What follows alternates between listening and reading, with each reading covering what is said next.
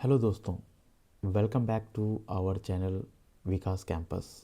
दोस्तों, English grammar का आज एक इम्पोर्टेंट टॉपिक प्रेपोजिशन में लेके आया हूँ। प्रेपोजिशन जो कि किसी भी कॉम्पिटिटिव एग्जामिनेशन में पूछे जाते हैं, बिहार बोर्ड के एग्जामिनेशन में भी पूछे जाते हैं। और तो चलिए आज हम लोग जानते हैं प्रेपोजिशन के लिए कुछ टिप्स एंड ट्रिक्स। प्रेपोजिशन होता क्या है, ये सब चीज़ों के बारे में आज हम लोग चर्चा करेंगे। दोस्तों, प्रेपोजिशन प्रेपोजिशन को क्या कहते हैं? तो प्रेपोजिशन को पूर्वसर्ग कहा जाता है। हिंदी में प्रेपोजिशन को पूर्वसर्ग कहा जाता है या संबंध सूचक अव्यय कहा जाता है। क्या कहा जाता है? संबंध सूचक अव्यय कहा जाता है। तो इसका डेफिनेशन क्या है? तो प्रेपोजिशन वह शब्द होता है जो किसी नाउन या प्रोनाउन के पहले आकर उसका संबंध किसी अन्य शब्दों के साथ कराता है। यानी कि preposition is a word placed before a noun और pronoun to show its relation to some other words in the sentence. यानी कि इसका काम ही क्या है? जो किसी नाउन या प्रोनाउन के पहले आकर अपना संबंध जो है किसी अन्य शब्दों के साथ कराना। जैसे किसी स्थान के साथ, किसी समय के साथ, किसी दिशा के साथ, कारण, तरीका, ये सब बताने के लिए किया जाता है। जैसे एक एग्जाम्पल देखते हैं, the book is on the table. The book is on the table. तो the book is on the table जो है, इसमें हम देख क्या रहे हैं, जो बुक जो है वो कहाँ पर है? बुक जो है वो टेबल पर है, यानी कि किताब जो है वो मेज पर है। तो यहाँ पर ऑन जो है वो क्या कर रहा है? संबंध को बताने का काम कर रहा है। ऑन जो है वो क्या कर रहा है? संबंध को बता रहा है टेबल और बुक के बीच का। दूसरा एग्जाम्पल देखते हैं, she is fond of music. She is fond of music. वह संगीत की शौकीन है। वह शौकीन है, लेकिन किस चीज़ की शौकीन है? संगीत की शौकीन है। तो यानी कि म्यूजिक और सी के बीच का जो रिलेशन जो है वो यहाँ पर ऑफ करा रहा है। तो शॉर्ट ट्रिक ये है प्रीपोजिशन को याद रखने का। जो प्रीपोजिशन जो है वो रिलेशन बताने का काम करता है। वो क्या करता है? रिलेशन बताने का काम करता है। तो रिलेशन बताने वाला जो शब्द होता है उसको हम लोग प्रीपोजिशन कहते हैं। प्रीपोजिशन जो है वो कहाँ, कब, कैसे, किससे, है ना, ये संबंध बताने के लिए प्रीपोजिशन का प्रयोग किया जाता है। तो चलिए कुछ एमसीक्यू क्वेश्चन को देखते हैं जो कहाँ पर कौन सा प्रीपोजिशन आता है। एक पहला क्वेश्चन है हमारा, he is afraid dash the dark. He is afraid dash the dark. अब यहाँ पर ऑप्शन है from, of, with, for. From, of, with, for. तो he is afraid of. Afraid के साथ हमेशा याद रखना है आपको, जो ऑफ प्रीपोजिशन का ही प्रयोग किया जाता है। अफ्रेड ऑफ का अर्थ होता है से डरना, किसी चीज़ से डरना। ही is afraid of the dark. उसे अंधेरे से डर लगता है। उसे डर है, किस चीज़ से डर लगता है? उसे अंधेरे से डर लगता है। तो दूसरा क्वेश्चन है हमारा है, she is good dash English. She is good dash English. Option है इन, ऑन, एट, फॉर। तो दोस्तों, गुड जो है वो स्किल को बताने का काम किया जा रहा है यहाँ पर। जो आप जब आप ये बताने की कोशिश करते हैं जो किसी सब्जेक्ट में जो है या किसी चीज़ में जो है आपका जो स्किल जो है वो कैसा है, इस चीज़ को बताने के लिए गुड के साथ हमेशा हम लोग एट का प्रयोग करते हैं। जैसे गुड एट इंग्लिश, है ना, सी इज़ गुड एट इंग्लिश, यानी कि वो इंग्लिश में अच्छी है, यानी कि उसे इंग्लिश अच्छे से मालूम है। तो स्किल को या सब्जेक्ट को बताने के लिए हम किसका प्रयोग करेंगे बच्चों? गुड का प्रयोग करते हैं, गुड एट का प्रयोग करते हैं, सॉरी, प्रेपोजिशन एट का प्रयोग करते हैं। दूसरा यहाँ पर हमारे पास प्रेपोजिशन है के लिए क्वेश्चन है, next, I am interested. I am interested dash science. I am interested dash science. On, in, at, for. तो यहाँ पर दोस्तों याद रखना है कि जो इंटरेस्टेड एक फिक्स प्रीपोजिशन के साथ आता है इन। इंटरेस्टेड के साथ हमेशा इन का ही यूज करना है। जहाँ कहीं भी किसी भी क्वेश्चन में आप जब देखोगे इंटरेस्टेड का प्रयोग किया गया है तो आपको इन का प्रयोग कर देना है, वो 100% सही हो जाएगा। आई एम इंटरेस्टेड इन साइंस। मुझे साइंस में क्या है? इंटरेस्ट है।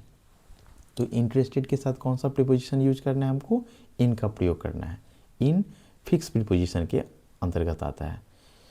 तो नेक्स्ट क्वेश्चन चलते हैं। He depends dash his friend, he depends dash his friend at, on, in, for. वह अपने दोस्तों पर निर्भर करता है, वो अपने दोस्तों पर ही डिपेंड करता है। तो याद रखना है जो डिपेंड के साथ जो है ऑन प्रीपोजिशन आता है, डिपेंड के साथ हमेशा कौन सा प्रीपोजिशन आता है, ऑन प्रीपोजिशन का प्रयोग किया जाता है। अगले क्वेश्चन की ओर बढ़ते हैं। अगला क्वेश्चन है हमारा, the teacher was angry dash the boy, the teacher was angry dash the boy. अब यहाँ पर हमारे पास ऑप्शन है at, with, on, for, at, with, on, for. जैसे कि दोस्तों जानते हो कि जो the teacher was angry dash the boy, जब कोई व्यक्ति, जब कोई पर्सन जो है किसी से गुस्सा हो तो वहाँ पर एंग्री विथ का प्रयोग करते हैं, यानी कि क्या हम प्रयोग करते हैं, एंग्री विथ का प्रयोग करते हैं। तो the teacher was angry with the boy, teacher जो है वो लड़कों पर क्या कर रहा है, लड़कों पर गुस्सा कर रहा है, यानी कि लड़कों से वो क्या है, गुस्सा कर रहा है। तो वहाँ पर हम लोग प्रेपोजिशन विथ का प्रयोग करेंगे। हाँ, याद रखना है कि जब किसी काम के लेके किसी बात पर आपको गुस्सा आ रहा है तो एंग्री एट का प्रयोग करेंगे। किसी काम या किसी बात पर गुस्सा करना है तो एंग्री एट का प्रयोग करेंगे, और किसी व्यक्ति का, किसी पर्सन पर जब गुस्सा हो रहा हो तो वहाँ पर एंग्री विथ का प्रयोग करेंगे। तो यहाँ पर बॉय के साथ यूज करना था, इसलिए एंग्री विथ लगाएंगे। अगला क्वेश्चन देखते हैं। She is proud dash her achievement, she is proud dash her achievement, for, with, of, at. तो दोस्तों याद रखना है जो प्राउड के साथ हमेशा ऑफ प्रीपोजिशन आता है, प्राउड के साथ कौन सा प्रीपोजिशन आता है, ऑफ आता है। She is proud of her achievement, उसे अपने उपलब्धियों पर क्या है, गर्व है, यानी कि उसे क्या है, अपने उपलब्धियों पर गर्व है। उसने जो प्राप्त किया है, जो अचीवमेंट प्राप्त किया है, किसी एग्जामिनेशन में अच्छे मार्क्स लाना, ये सब जो अचीवमेंट होता है, तो उस अचीवमेंट के लिए उसे अपने आप पर क्या हो रहा है, गर्व फील हो रहा है। तो she is proud of her achievement. तो प्राउड के साथ हमेशा कौन सा प्रीपोजिशन हम लोग यूज करेंगे, ऑफ प्रीपोजिशन लगाते हैं। अगले क्वेश्चन की ओर बढ़ते हैं। अगला क्वेश्चन है, he is fond dash music. Fond के साथ याद रखना है, जो फॉन्ड के साथ हमेशा फिक्स जो प्रीपोजिशन है वो ऑफ आता है, और ये एक फ्रेज भी है, फिक्स्ड फ्रेज भी है। तो फॉन्ड ऑफ, फॉन्ड ऑफ का अर्थ होता है पसंद करना, तो यहाँ पर कौन सा ऑप्शन हो जाएगा हमारा, ऑफ हो जाएगा, he is fond of music. अगला क्वेश्चन है हमारा, the man was punished dash his crime, the man was punished dash his crime. Option है of, with, for, eight.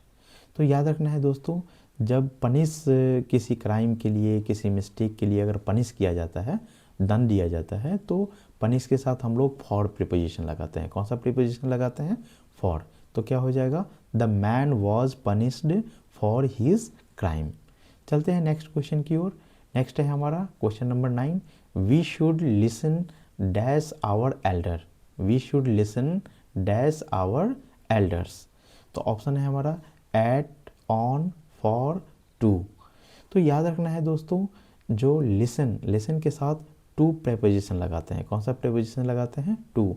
We should listen to our elders, हमें अपने बड़ों की बातें सुननी चाहिए। We should listen to our elders, हमारे जो बड़े होते हैं, हमारे जो एल्डर्स हैं, उनकी बातों को हमें क्या करनी चाहिए, सुननी चाहिए। तो लिसन के साथ हम लोग कौन सा वर्ड यूज लगाएंगे, टू प्रीपोजिशन का यूज़ करेंगे। अगला क्वेश्चन है, he succeed dash his attempt, he succeeded dash his attempt. Option है एट, ऑन, इन, फॉर। तो याद रखना है सक्सीड के साथ जो है इन प्रीपोजिशन यूज करते हैं। कौन सा यूज करते हैं, इन लगाते हैं। तो क्या हो जाएगा, सक्सीड इन हिज अटेम्प्ट। अगला क्वेश्चन है हमारा, she is married dash a businessman, she is married dash a businessman. तो यहाँ पर हमारे पास ऑप्शन है with, by, for, to, with, by, for, to. तो याद रखना है दोस्तों, मैरिड के साथ हमेशा टू प्रीपोजिशन आता है। कौन सा आता है? टू आता है। मैरिड के साथ विथ नहीं लगाना है, मैरिड के साथ क्या लगाना है? टू ही लगाना है। तो क्या हो जाएगा? She is married to a businessman. उसने एक बिजनेसमैन से शादी कर ली। उसने किससे शादी कर ली? बिजनेसमैन से शादी कर ली। अगला क्वेश्चन है 12 नंबर, ही एपोलाइज्ड डैश हिज मिस्टेक। ही एपोलाइज्ड डैश हिज मिस्टेक। ऑप्शन है फॉर, टू, एट, विथ। तो दोस्तों याद रखना है कि जो एप्लाइज फॉर होता है, क्या होता है? एप्लाइज फॉर होता है कब? जब हम किसी गलती के लिए माफ़ी मांगते हैं। ही एप्लाइज्ड फॉर हिज मिस्टेक। उसने अपनी गलतियों के लिए माफ़ी मांगी। उसने अपनी गलतियों के लिए क्या की है? माफ़ी मांगी है। तो जब हम किसी चीज़ के लिए कोई गलती खुद किए हैं, कोई मिस्टेक कर लिए हैं, कोई मिस्टेक कमिट किए हैं, तो उसके लिए एप्लाइज फॉर का यूज़ करेंगे। और एप्लाइज टू, अगर कोई व्यक्ति से माफ़ी मांगना है, अगर किसी पर्सन से हम माफ़ी मांग रहे हैं, एप्लाइज कर रहे हैं, तो टू लगाएंगे। और कोई गलती के लिए माफ़ी मांग रहे हैं तो फॉर का प्रयोग करेंगे। नेक्स्ट क्वेश्चन है हमारा 13 नंबर, this pen belongs dash me. This pen belongs dash me. Option है विथ, फॉर, टू, ऑन। तो याद रखना है बिलोंग के साथ हमेशा टू आता है। बिलोंग के साथ कौन सा वर्ड यूज करते हैं हम लोग? टू प्रीपोजिशन का यूज़ करते हैं। तो this pen belongs to me हो जाएगा। क्या हो जाएगा? This pen belongs to me. ये फिक्स प्रीपोजिशन के अंतर्गत आता है। नेक्स्ट क्वेश्चन है बच्चों, he is responsible dash the accident. He is responsible dash the accident. Option है टू, ऑफ, फॉर, विथ। तो दोस्तों याद रखना है कि जो रिस्पॉन्सिबल, रिस्पॉन्सिबल का मतलब होता है जिम्मेवार, है ना, या जिम्मेदार। तो रिस्पॉन्सिबल फॉर होता है के लिए जिम्मेदार। He is responsible for the accident. वह जो है, he is responsible for the accident. वह दुर्घटना के लिए जिम्मेदार है। वो दुर्घटना के लिए क्या है?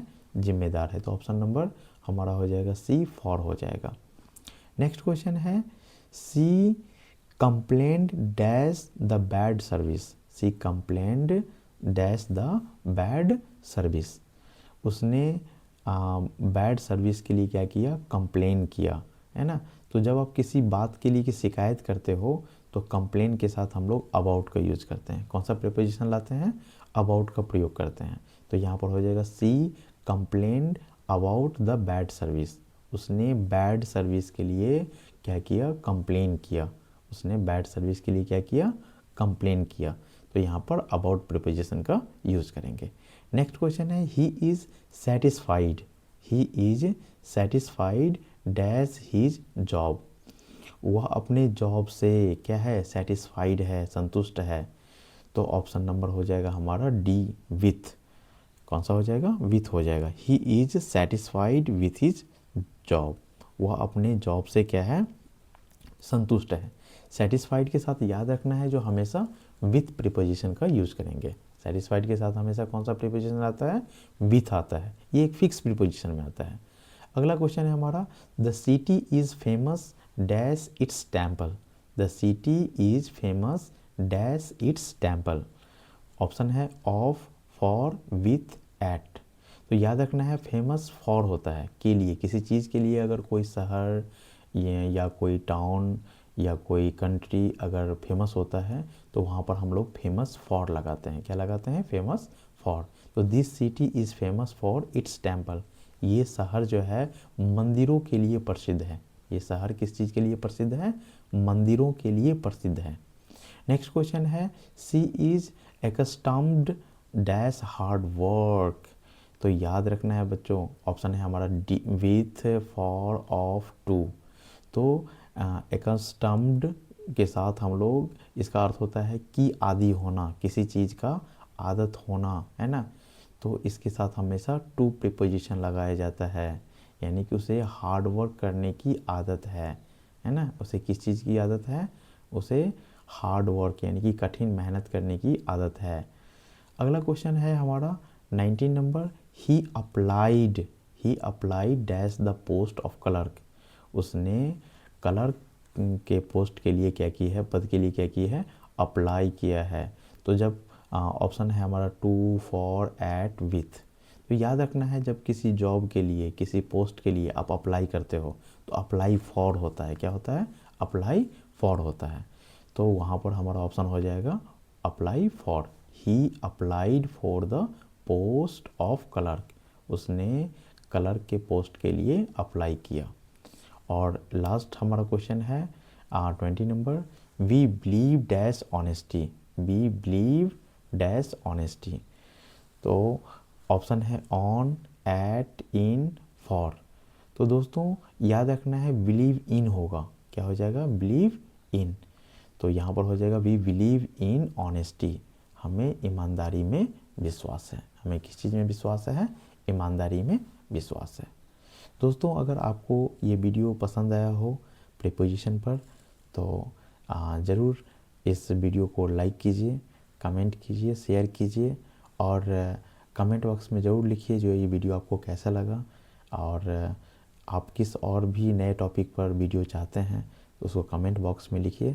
हम जल्द ही एक फिक्स प्रीपोजिशन का एक कंप्लीट सेट लेके आने वाले हैं जिसमें हम ये जानेंगे कि जो कौन सा प्रीपोजिशन है स्पेशली खासकर किसके साथ आता है। तो चलिए आज के लिए इतना ही। Good bye.